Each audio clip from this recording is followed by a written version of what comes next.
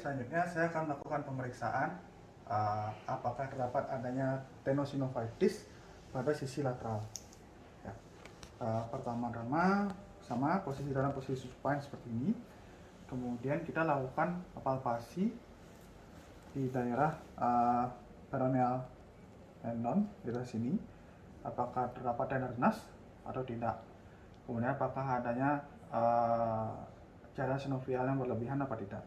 Sama seperti tadi, kita bisa lakukan milking ke arah proksimal seperti ini. Jika memang terdapat adanya tenosynovitis pada sisi medial, maka biasanya pasien merasakan nyeri. Kemudian jika kita lakukan gerakan seperti plantar fleksi dan inversi seperti ini, jika memang terdapat adanya tenosynovitis pada sisi lateral, maka pasien akan merasakan nyeri jika dilakukan posisi plantar fleksi lalu inversi seperti ini di daerah sini, terutama di daerah peroneal tendon.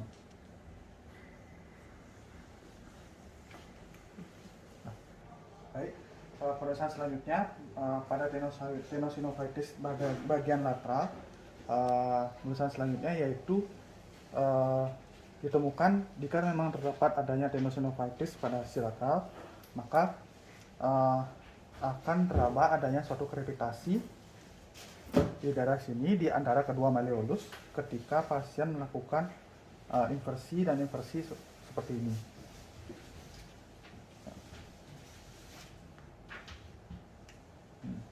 Kita bisa lakukan juga auskultasi pada daerah antara kedua malleolus.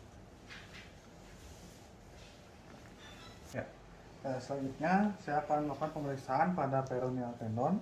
Pertama-tama pasien dalam posisi supine, kemudian kita lakukan palpasi yang ringan pada daerah peroneal.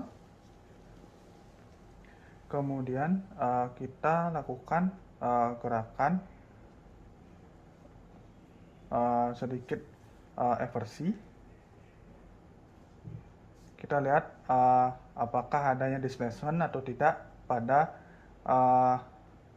peroneal tendon. Jika pada saat gerakan ini ditemukan adanya displacement dari peroneal, maka tanda tersebut, kondisi tersebut bisa disebut sebagai snapping peroneal tendon.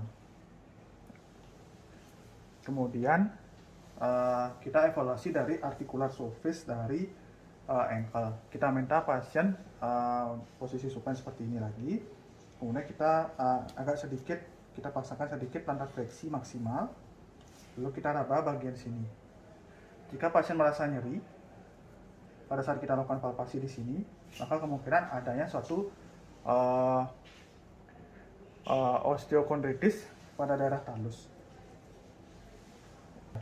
Baik, selanjutnya saya akan menilai atau mengevaluasi dari articular surface dari ankle.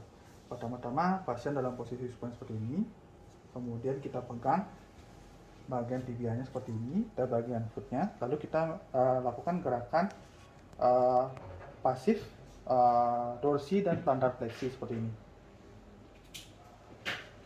Jika kita merasakan adanya suatu krepitasi, maka kemungkinan pasien ini mengalami kerusakan di daerah articular surface.